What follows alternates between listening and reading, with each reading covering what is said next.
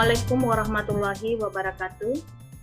Selamat pagi, salam sejahtera untuk kita semua. Bapak Menteri Riset dan Teknologi, Kepala Badan Riset dan Inovasi Nasional yang saya hormati, Bapak Direktur Eksekutif Australia Indonesia Center yang saya hormati, Bapak Ibu panelis dari Forum Kebijakan Rumput Laut, Bapak Ibu para peserta yang saya muliakan.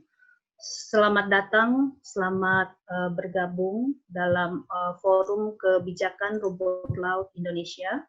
Pagi ini kita akan membahas kebijakan industri rumput laut yang berkesinambungan di Indonesia, khususnya Sulawesi Selatan.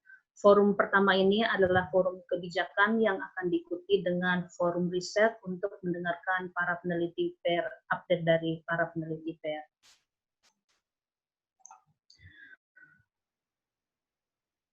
Bapak Ibu yang saya hormati, Indonesia merupakan penghasil rumput laut terbesar ketiga di dunia dan Sulawesi Selatan adalah penghasil rumput laut terbesar di Indonesia.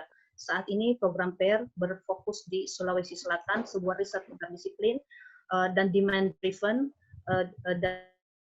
dan place based, yaitu di Sulawesi Selatan. Nah, pemerintah Indonesia telah memprioritaskan pengembangan industri rumput laut karena perannya yang penting dalam pengentasan kemiskinan masyarakat pesisir.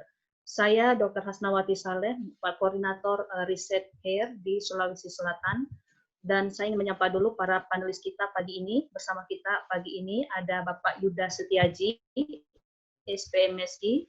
Beliau adalah Kepala Bidang Pengembangan Agribisnis Kementerian Koordinator Bidang Perekonomian Republik Indonesia. Pak Yuda, selamat pagi. Kemudian selamat pagi.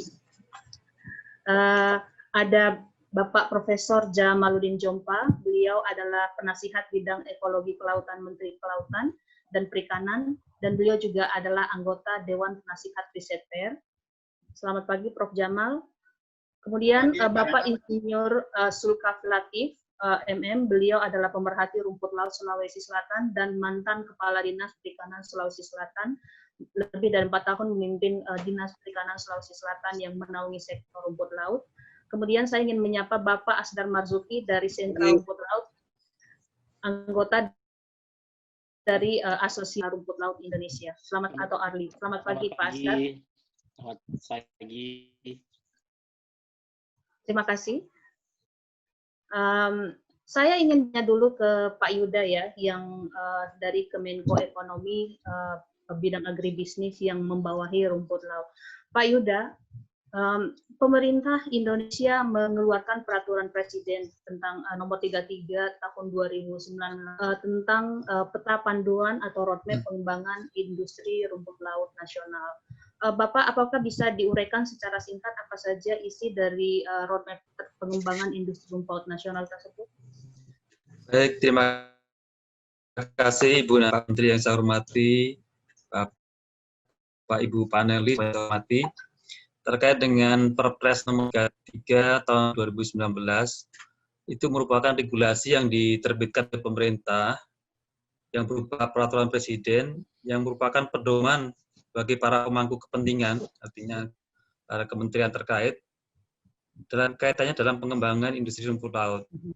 Di dalam roadmap atau peta panduan tersebut berisi tentang strategi, program, kemudian sasaran pengembangan industri rumput laut sampai tahun 2021.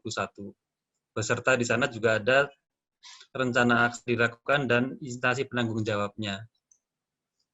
Yang menjadi dasar pemikiran adalah bahwa luasnya wilayah negara kita yang terjadi perairan, jadi yang saat ini bisa kita manfaatkan sebagai sumber untuk meningkatkan kesejahteraan dan ekonomi masyarakat. Dan kemudian juga kita melihat ekspor produk rumput laut pada saat ini masih didominasi produk yang belum bernilai tambah tinggi.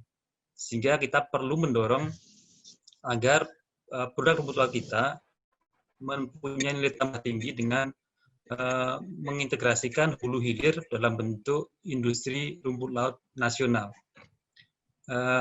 seperti itu, namun di dalam peta juga kita bisa lihat ada peluang, ada tantangan, dan juga ada strategi, Bu Nana. Terkait dengan peluang, seperti kita sebutkan tadi, area budidaya kita belum termanfaatkan secara optimal, masih luas. Kemudian peluang yang lain bahwa rumput laut ini mempunyai masa produksi yang pendek, jadi dengan biaya yang dikeluarkan oleh pembudidaya tidak terlalu besar. Kemudian bisa membuka kesempatan berusaha lumayan besar. Kemudian juga terbuka peluang untuk diversifikasi berbagai macam jenis rumput laut. Kemudian juga ke depan kita harapkan akan dapat meningkatkan pola hidup masyarakat kita dengan konsumsi produk rumput laut. Jadi kita tahu bahwa rumput laut adalah sumber serat yang sangat tinggi. Di negara lain seperti di Jepang itu sudah dikembangkan, tingkat konsumsinya sudah baik, sehingga kita harapkan juga kita bisa mengikuti seperti itu. Juga menyadari bahwa pengembangan industri rumput laut ini tantangan seperti yang existing saat ini, antara lain penguasaan teknologi budidaya kita masih belum optimal, sehingga berpengaruh pada kualitas yang dihasilkan. Kemudian juga industri pengguna rumput laut sedikit banyak pada saat ini masih ada melakukan importasi. Jadi bahan bakunya masih perlu kita dorong supaya bisa memanfaatkan secara optimal bahan baku dari dalam negeri. Kemudian juga produk industri rumput laut masih belum mempunyai daya saing yang tinggi. Artinya di pasaran kita perlu kita tingkatkan daya saing kita. Kemudian juga investasi, untuk hilirisasi dari produk rumput laut ini perlu kita tingkatkan. Itu beberapa hal yang mendasari perlunya kita bersama-sama mengembangkan industri rumput laut ini dengan berpedoman pada roadmap atau peta panduan yang telah kita susun dan telah diterbitkan oleh pemerintah. Nah, ini melibatkan seluruh stakeholder yang di rumput laut. Kemudian kalau terkait dengan target, karena kini peta panduan rumput laut ini walaupun diterbitkan pada tahun 2019,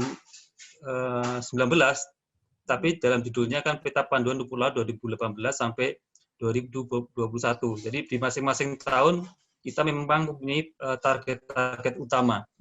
Di dalam peta panduan sudah dijelaskan secara detail target-target utama apa yang akan ditargetkan pada tahun tersebut. Kemudian kalau terkait dengan penelitian, di dalam peta panduan juga kita sudah cantumkan penelitian-penelitian apa yang saat ini telah dilakukan dan didorong untuk dikembangkan. Yang pertama, penelitian tentang pengembangan budidaya rumput laut itu sendiri. Kemudian, penelitian tentang cipingan rumput laut untuk pangan dan kesehatan. Kemudian, penelitian tentang pemanfaatan rumput laut sebagai bahan kosmetik. Kemudian, pemanfaatan rumput laut untuk pakan. Dan penelitian tentang pemanfaatan rumput laut sebagai bahan pupuk organik. Jadi, ini beberapa lingkup penelitian yang sudah diidentifikasi dan dicantumkan di dalam roadmap untuk terus dikembangkan. Selain itu, di dalam roadmap juga mendorong penelitian pengembangan budidaya jenis rumput laut baru untuk menjadi produk akhir serta pasar produk rumput laut dalam skala nasional dan global. Jadi kita mendorong tumbuhnya pengembangan rumput laut spesies baru, kemudian juga pengembangan produknya, baik itu setengah jadi ataupun jadi, untuk bisa dipasarkan baik global maupun nasional. Demikian Ibu Nana beberapa yang bisa kita sampaikan terkait dengan apa itu roadmap rumput laut dengan sekilas isinya dan target-target yang akan kita capai. Terima kasih. Ya, terima kasih Pak Yuda atas pemaparannya. Saya ingin beralih dulu ke Prof.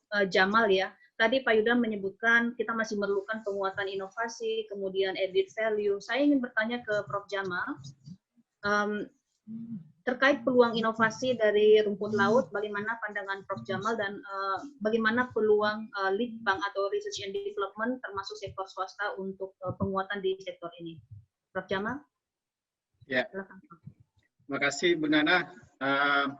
Menarik sekali tadi Pak Yuda udah mengelaborasi dan saya kira konsep di roadmap itu sangat bagus. Sisa bagaimana kemudian kita berusaha mengoptimalkan ya upaya bersama. Jadi saya tadi Bu Nana sudah membawahi pentingnya kerjasama berbagai pihak, university, kemudian pemerintah menyiapkan kebijakan, termasuk roadmap ini, tapi juga diharapkan swasta ikut terlibat ya secara aktif, karena bagaimanapun inovasi itu tidak akan berujung pada market yang bagus kalau tidak terlibat pelaku-pelaku usaha. Jadi hari ini saya kira bagus juga di panel ini ada pengusaha yang ikut, sehingga kita bisa berjalan bergandengan beriringan untuk satu tujuan, untuk yang unggul ya, karena bukan hanya kita sendiri yang memproduksi, negara lain juga, walaupun Indonesia masih yang teratas ya, kemudian di beberapa negara seperti Chili, Filipina, bahkan China dan seterusnya. Tapi saya kira yang paling penting di sini adalah bahwa kita siap untuk menjadi unggul. Nah, added value sebenarnya ini juga menjadi salah satu yang selalu menjadi concern pemerintah. Kenapa sampai lena untuk hanya mengirim raw materials. Tadi saya kira Pak Yuda juga sudah mengatakan bahwa akan penting dilakukan penelitian-penelitian untuk pangan, kosmetik, pakan, pupuk, dan sebagainya. Tapi sekali lagi kita harus menggandeng lebih awal pelaku usaha atau industri, sehingga ini kemudian berjalan cepat. Ini hanya sampai pada hasil riset hilir, tidak sampai kemudian diadopsi di inovasi yang telah masuk. Nah, kenapa penting? Karena sekali lagi Indonesia sebenarnya bisa cemburu ya. Kita menghasilkan raw material yang cukup bagus, kemudian kita mereimpor bahan-bahan yang diolah di negara lain. Ini kan sesuatu yang bisa kita perbaiki di masa mendatang, tidak perlu disesali. Tapi dengan pengembangan budidaya yang lebih agresif lagi, ini kan kalau dihitung-hitung kita baru sekitar mungkin sepertiga ya dari potensi yang sebenarnya bisa kita lakukan. Kita masih bisa melapatkan minimal 2 kali, sehingga jumlah dan kualitas produk dan juga diversifikasi jenis ini harus sejalan seiring dengan inovasi-inovasi produk-produk ya yang berkaitan dengan kebutuhan dalam negeri juga. Saya kira penting ya, bukan hanya untuk ekspor, karena bagaimanapun jumlah penduduk Indonesia yang merupakan negara terbesar keempat dari sisi jumlah penduduk, ini adalah pasar yang sangat bagus, dan ini adalah bahan makanan yang juga bisa menjadi pelengkap ya untuk mengatasi berbagai macam kekurangan nutrien, termasuk mungkin penanggulangan masalah-masalah stunting atau penyakit-penyakit yang Indonesia perlu mencari solusinya dalam negeri sendiri. Jadi saya kira itu Mbak Nana, mudah-mudahan teman-teman kali ini akan semakin agresif untuk menjadi kompetitor yang bisa diunggulkan. Kita harus dorong teman-teman ini untuk berada di depan. Ayo berkompetisi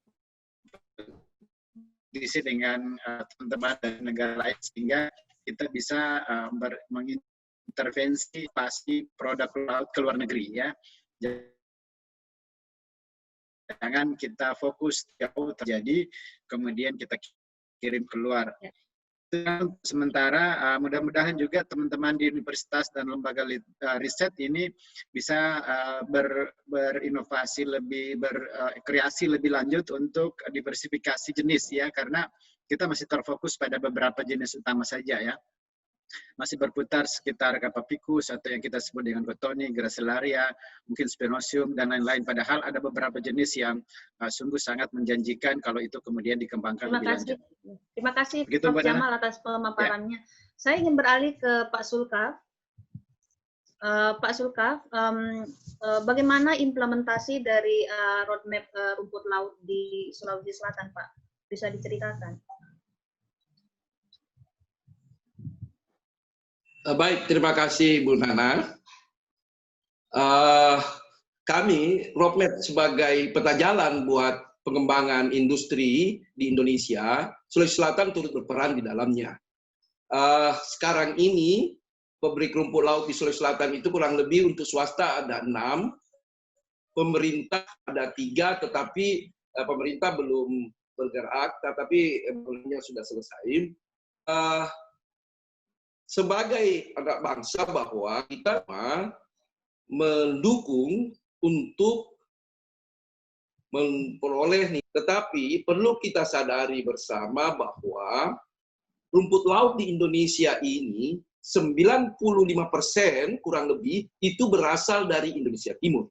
30%-nya berasal dari Sulawesi Selatan. Nah, sehingga bagi kita sebagai produsen, silakan kembangkan, mari kita kembangkan industri, tetapi jangan melakukan distorsi pasar. Karena kalau ada distorsi pasar, kebijakan-kebijakan distorsi pasar, maka yang akan terdampak adalah petani, pembudidaya di bawah. Saya kira itu untuk kami di Sulawesi Selatan memaknai sebuah peta jalan. Apakah boleh saya lanjut Bu Nana dengan pertanyaan kedua, ketiga, keempat, atau harus satu-satu? Satu dulu Pak. Selama ini. Terus apa yang menjadi? Silakan Pak Sulkar. Bahwa untuk mengembangkan industri menurut kami bahwa tadi kita sudah katakan kurang lebih ada 6 dari diskusi-diskusi kami dengan pengusaha bahwa kita harus bersaing dengan industri minimal dengan luar negeri atau yang sampai pada produk misalnya kita sampai pada bubuk saja atau powder. Menurut mereka bahwa masih banyak hal untuk memproduksi powder itu, industri mengembangkan industri, pertama adalah pasar. Kalau dia raw material, pasarnya itu kelihatannya begitu banyak atau tidak terbatas. Tetapi kalau kita sudah bicara powder, sudah diolah, itu akan menyempit. Nah ini dulu. Kalau memang ada jaminan pasarnya, oke. Dan memproduksinya juga, terutama kita masih membutuhkan banyak komponen impor, terutama kimia, zat kimia. Nah itu. Kemudian kita perlu lihat bahwa semua katakan fasilitas listrik kita jauh lebih tinggi. Fasilitas keuangan kita lebih mahal. Fasilitas, semuanya fasilitas kalah dari luar negeri. Jadi, kata mereka bagaimana kami ingin bersaing kalau pembantunya kimianya mahal, karena itu juga importir terbatas. Ingat, untuk mengimpor kimianya itu terbatas. Kalau kita bicara importir terbatas, pasti bukan harga yang ekonomi. Kemudian harga kita punya tanah, ini juga tanah, apalagi masuk kawasan industri. Karena itulah yang paling aman sekarang. Rumput laut itu untuk membuat pabrik paling aman sekarang harus masuk kawasan industri. Tetapi kalau dia di luar, maka dia harus betul-betul limbahnya dia bisa tangani dengan baik. Tetapi itu kan mahal. Maka dia harus masuk kawasan industri. Kawasan industri sangat mahal tanahnya. Itu kata mereka. Bunga, itu yang dirasakan oleh bagaimana mengembangkan industri rumput laut. Nah, ini yang jadi masalah. Jadi memang bagi kita bahwa pemerintah jika memang ingin menggolkan atau peta jalan ini harus selesai, maka ini harus dibereskan. Bagaimana mereka, maafkan saya, beberapa ini sekarang ini sudah mulai lagi. Padahal kita sudah ada cipta kerja, sudah apa. Kami kemarin dapat laporan, walaupun kami sudah tidak kepala dinas, 2 November kemarin kami tidak kepala dinas, tapi kami sering diskusi. Kemarin ada laporan lagi. Ada gudang rumput laut, itu sudah ekspor, sudah punya siup, sudah punya apa, dipertanyakan lagi andalnya. Padahal dia sudah berada di kawasan industri. Pernah kami ikuti seminar bahwa kalau semua sudah dalam kawasan industri, maka itu sudah masuk dalam AMDAL kawasan industri. Tapi masih saja ada yang mengganggunya. Jadi seperti itu. Jadi memang iklim industri yang harus, kalau industri yang mau dikembangkan, seluruh yang mempengaruhi saing harus kita siapkan. Jadi negara ini harus ada pada saat menyuruh industri maju. Saya kira itu yang paling penting, Bu Nana, menurut saya. Kita tidak boleh satu departemen Kementerian Kelautan masuk. Semua harus masuk untuk mendukung industri. Kalau industri harus didukung, harus all out. Saya kira seperti itu kalau menurut saya.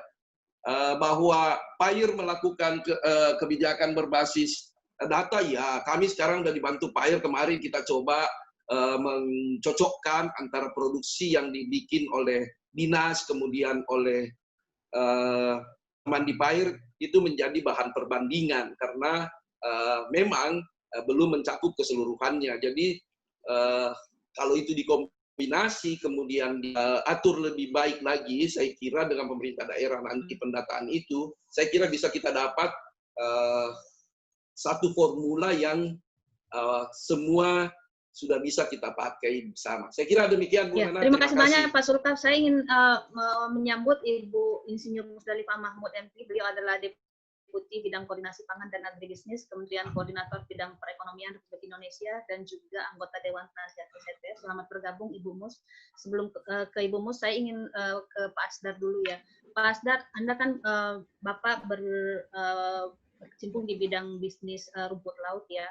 Tadi menyambung komentar Pak Sulkaf tentang tantangan-tantangan di bidang industri. Bagaimana pengalaman Bapak, apa saja tantangan dan hambatan yang dihadapi di lapangan, bisa dielaborasi Pak? Terima kasih Bu Nana. Teman-teman sekalian, saya mewakili ARLI, Asosiasi Rumput Laut Indonesia, mencoba menyampaikan beberapa hal. Yang pertama adalah pemahaman kami tentang industri rumput laut itu adalah dari hulu ke hilir.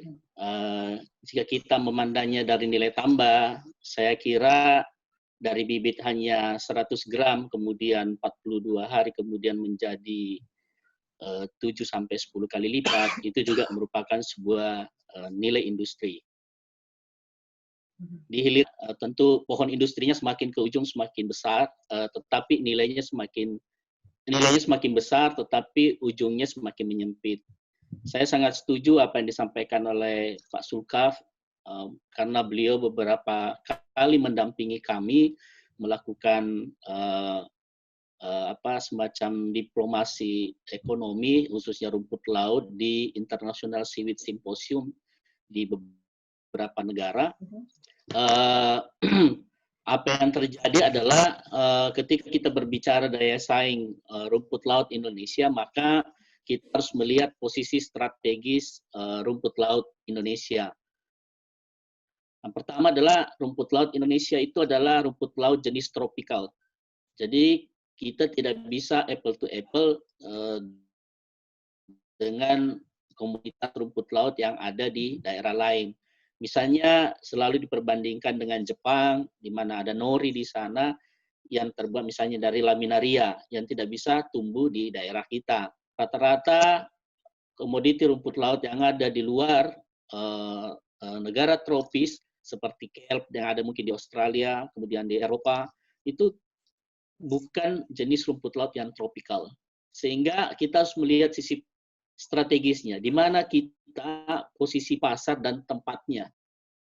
Apakah kita menjadi komoditas utama di sana atau hanya menjadi semacam pembantu atau misalnya pencampur. Yang kedua adalah kapan itu dibutuhkan. Apakah sepanjang tahun atau misalnya hanya beberapa bulan di antara setahun itu. Misalnya negara-negara 4 musim tentu juga punya produksi juga. Nah, apa hubungannya dengan industri? Saya rasa dalam sistem global value chain, komoditi itu ditentukan, saya setuju dengan program PAIR. Salah satunya adalah logistik cost. Kalau kita berbicara daya saing, kita mau masuk ke wilayah Eropa, bisa saja kita masuk. Tapi pasti ada timingnya. Ketika misalnya wilayah Jepang, Korea Selatan, kemudian Cina tidak berproduksi, maka kita bisa masuk ke sana. Tapi ketika mereka bisa produksi di bulan-bulan tertentu, pasti kita tidak bisa masuk, tidak bisa bersaing karena logistik cost-nya mereka lebih murah, kemudian kebutuhan akan produk yang hampir sejenis dengan negara tujuan itu mereka butuhkan, mereka match.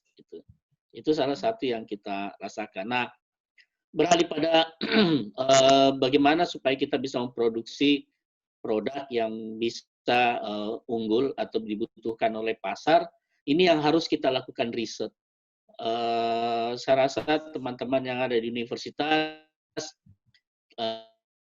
marilah kita mencoba melakukan semacam pemetaan di daerah mana, rumput laut jenis apa, kemudian nilai optimalnya di mana, kemudian value precision-nya misalnya untuk industri baik yang di dalam maupun di luar negeri, itu cocoknya daerah mana. Nah, nanti kita perkuat bagaimana supaya rantai pasoknya dan logistik cost-nya bisa lebih efisien. Nah, ini yang harus misalnya dikembangkan dengan berbasis teknologi. Bukan berarti ketika didapatkan sebuah hasil penelitian di satu tempat, langsung disebarluaskan ke seluruh Indonesia. Belum tentu misalnya daerah tersebut bisa berdaya saing dengan daerah yang lain. Makanya ada teman misalnya mengumpulkan, mencoba budidayakan di daerah wilayah timur, sangat jauh. Logistik cost-nya, misalnya kita berbicara Papua, untuk sampai di Makassar saja, atau Surabaya, Makassar kirim ke China, itu Rp550 per kilo. Jadi memang sudah agak berat dari segi logistik. Yeah. Walaupun misalnya produknya sama, jadi mungkin dicari jenis rumput laut yang bisa tumbuh optimal di sana, yang nilainya lebih tinggi, atau misalnya cost tinggi, tapi masih bisa berdaya saing. Jadi kalau misalnya ada 7 faktor misalnya untuk mendirikan sebuah industri yang baik itu, ya mungkin kita mencoba kira-kira industri apa yang cocok yang bisa kita buat di Indonesia, yang kira-kira kalau bersaing dengan tetangga kita atau negara-negara yang mempunyai produksi rumput laut yang sama, kita masih lebih unggul. Saya lebih setuju kalau misalnya kita bekerja sama Australia, karena dia lebih dekat dengan kita bisa melakukan kegiatan misalnya exchange untuk kerjasama di bidang pemanfaatan rumput laut ini. Ya, mungkin itu Bu. Ya, terima kasih banyak Pak Asra sudah menguraikan hambatan-hambatan dan peluang yang dihadapi para pebisnis. Saya ingin beralih ke Ibu Mus. Selamat datang Ibu Mus. Kalau boleh saya bertanya, mana Bu Mus? Is she on? Selamat pagi Pak Tuani. Sepertinya Bu Mus masih paparan Bu di forum lain. Kalau begitu ke Pak Yuda, Pak Yuda. Bagi pemerintah, apa yang dianggap faktor keberhasilan penting di sektor rumput laut ini? Jadi yang disebut sukses faktornya itu seperti apa, Pak? Ya, kalau pemerintah terkait dengan faktor keberhasilan, sebetulnya seperti yang saya sampaikan tadi, dari rentang waktu 2018 sampai 2021, kita mempunyai target-target utama, Ibu Nana. Ya. Nah, kalau target utama di tahun 2021, artinya di akhir roadmap itu adalah target utamanya menjadi market leader dunia untuk industri kerajinan, atau di situ ada ATC, ASC, dan agar-agar. Kemudian mencapai komposisi ekspor minimum 50 banding 50 untuk barang jadi dan bahan-bahan baku. Jadi komposisi ekspor kita untuk produk yang barang jadi, artinya bernilai tambah tinggi itu mencapai 50% dibanding dengan yang diekspor dalam bentuk bahan baku. Kemudian dapat mencapai 5% untuk recommended mix rumput laut dalam pakan ikan dan pakan ternak. Itu yang target utama di tahun 2021. Namun demikian, kalau kita lihat dari tahun 2018, kemudian ada beberapa target-target yang lain. Nah, itu yang kita jadikan dasar capaian yang dapat kita jadikan tolok ukur keberhasilan dari roadmap itu. Untuk tahun ini kan kita mencanangkan yang 5P tadi kita sebutkan. Yes. Jadi walaupun masih skalanya masih ada yang penelitian, baru pengembangan, nah kita harapkan untuk tahun-tahun mendatang lebih berkembang lagi dan bisa diproduksi massal terkait dengan 5P tadi, ini pakan, pangan, kemudian pupuk, produk farmasi, kemudian produk kosmetik, ini kita harapkan sudah bisa produksi massal. Saat ini kita identifikasi sudah ada, tapi beberapa masih skala penelitian dan baru pengembangan awal. Kemudian komposisi ekspor kita yang kita targetkan di tahun ini 60-40% untuk barang baku dan barang jadi, ini masih fluktuatif, jadi di bulan Juni tercapai kemarin, tapi mungkin di Agustus turun lagi. Nah, kita akan lihat lagi di akhir tahun. Kemudian juga penguasaan pasar kita untuk tahun ini yang kita harapkan mencapai 10% dari pangsa kerajinan dunia. Ini juga untuk saat ini sepertinya untuk bahan yang bernilai tambah tinggi baru sekitar 7%. Kemudian ada target juga kita akan membentuk badan pengelola dana rumput laut. Nah, ini masih kita bahas, masih dalam pembahasan. Jadi target-target per tahun ada, Ibu Nana, tapi kalau yang di tahun 2021 seperti yang saya sebutkan tadi, itu yang dijadikan indikator capaian dari roadmap itu sendiri. Demikian, Bu Pak Nana. Yuda, kalau boleh menyambung, Pak, ini kan pandemi, Pak. Ada pandemi, apakah target itu tetap tercapai sesuai yang sudah ditargetkan atau ada impact dari pandemi? Ya, beberapa target memang tidak terpengaruh terkait dengan pandemi. Bahkan kemarin itu untuk pandemi karena bahan baku kita sepertinya negara importer itu juga lockdown. Jadi bahan baku kita banyak terserap di dalam negeri. Jadi untuk kapasitas pasang olahnya malah meningkat begitu. Tapi memang sedikit banyak pandemi ini berpengaruh juga pada banyak kegiatan dan program kita yang di tahun 2020 tidak terlaksana karena ada pandemi, kemudian anggaran yang digunakan untuk itu juga mengalami refocusing. Jadi itu salah satu kendalanya di situ. Jadi ada yang tercapai, ada yang terkendala karena pandemi juga, Ibu. Ya, baik, Pak. Untuk melakukan inovasi atau mengedit value, tentu kita membutuhkan riset ya, penguatan di sektor riset dan menjadikan hasil riset itu sebagai bukti atau evidence untuk memberi masukan kepada kebijakan. Saya ingin bertanya ke Prof. Jamal, bagaimana penelitian, bagaimana pemerintah atau para pengambil kebijakan ini sebetulnya menggunakan hasil riset untuk memberikan manfaat bagi pengembangan rumput laut yang berkelanjutan, Prof. Terima kasih, Bu Nana. Sebenarnya pengguna riset untuk rumput laut diharapkan itu lebih banyak pada industri ya, ada industri dalam arti luas yang seperti tadi disampaikan oleh Pak Asdar, sehingga kita sangat berharap sebenarnya. Jadi lembaga-lembaga riset kan memang kerjanya sebagai peneliti ya, kita membandingkan apa yang dikerjakan di negara lain, kemudian bagaimana kita mengcustomize ya di negara kita sendiri, bagaimana kita kemudian memodifikasi, berkreasi untuk menjadikannya lebih baik. Nah, saya kira ini sebenarnya pekerjaan para lembaga riset termasuk di perguruan tinggi, sehingga kita berharap banyak sebenarnya triple helix ini bebannya kedua pilar ini, pilar peneliti dan juga pilar industri ya, pengusaha atau private sector. Nah, sehingga pemerintah kita harapkan ini lebih banyak memfasilitasi proses yang seperti tadi disampaikan oleh Pak Sulkaf ya, kebijakan-kebijakan yang mungkin akan mengurangi hambatan-hambatan di dalam proses termasuk masalah perizinan, masalah AMDAL, masalah logistik, transportasi. Saya kira ini semua bisa difasilitasi oleh pemerintah. Tapi dalam kaitannya dengan hasil-hasil riset, kita sebenarnya lebih banyak berharap dan saya harap mungkin melalui PR kita akan mendorong ya teman-teman industri untuk menjemput ini dan mungkin proaktif di awal sehingga apa yang dikembangkan di hasil-hasil riset ini memang sudah mengarah kepada mulai dari yang dibutuhkan oleh pasar ya. Kemudian produk kompetitif seperti apa yang ada yang kita akan sediakan di pasar sehingga ini akan lebih kuat sifatnya ya. Nah, walaupun demikian tetap saja diperlukan yang disebut dengan blue sky reset ya. Dalam arti bahwa hal-hal yang mungkin belum bisa dimanfaatkan langsung oleh pengusaha dan baik juga pemerintah itu masih penting untuk kita lakukan, terutama untuk yang katakanlah misalnya kebutuhan protein buat manusia di masa mendatang, di mana ditengarai bahwa kalau kita memenuhi kebutuhan protein hewani, itu akan banyak bermasalah dari sisi climate change dan lain-lain dan sebagainya. Nah, rumput laut merupakan salah satu solusi sebenarnya, karena di situ kan bukan hanya mineral ya dan kandungan-kandungan aktif lainnya, tapi di rumput laut juga banyak mengandung protein. Sehingga barangkali ini akan menjadi salah satu inovasi yang cukup penting di masa mendatang, mengingat pertambahan penduduk manusia yang tidak mungkin bisa di-stop ya. Sehingga percepatan transformasi ini mulai dari blue sky reset, inovasi basic reset, kemudian masuk ke apply reset, kemudian masuk ke kebijakan dan juga oleh industri, hilirisasi ya mungkin melalui proses-proses inkubator teknologi ini akan memungkinkan untuk supaya juga riset-riset ini bisa bergairah ya.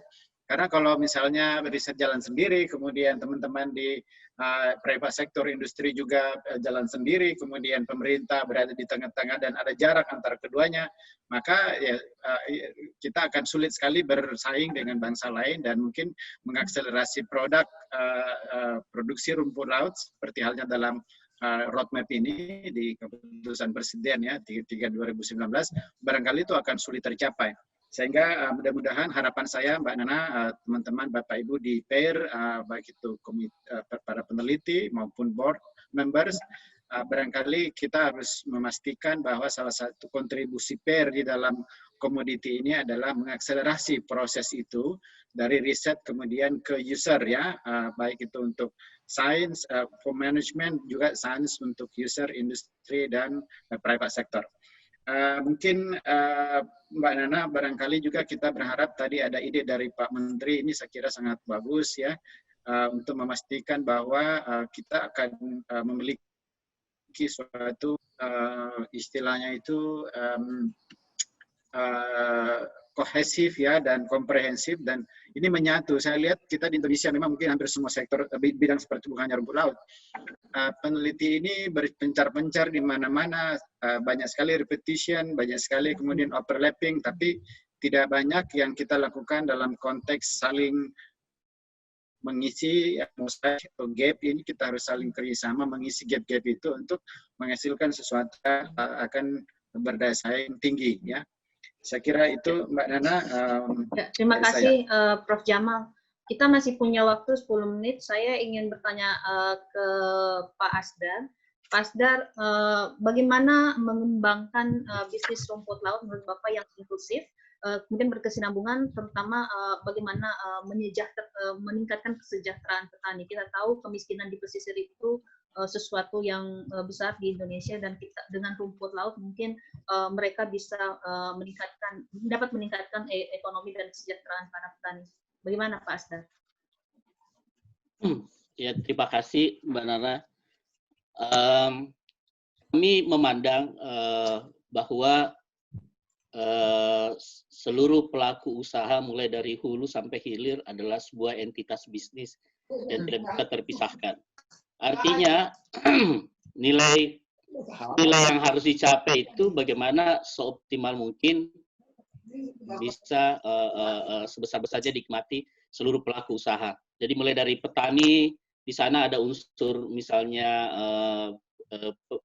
pengikat bibit, ada yang penjemur dan sebagainya. Nah, ketika ada timpang, mereka misalnya tidak mendapatkan hak yang layak dan pantas pada tempatnya, pasti kegiatan ekonomi itu tidak akan berguling dengan baik. Nah, inklusif lebih pada sebenarnya bagaimana seluruh pelaku usaha merasa bagian daripada usaha yang besar itu, sehingga mereka bersama-sama melakukan partisipasi sesuai dengan posisi dan kemampuannya masing-masing.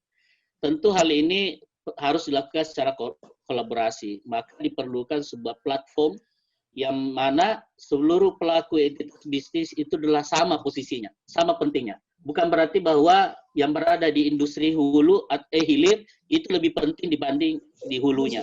Karena ketika misalnya di hulu bermasalah, pasti di hilirnya juga bermasalah.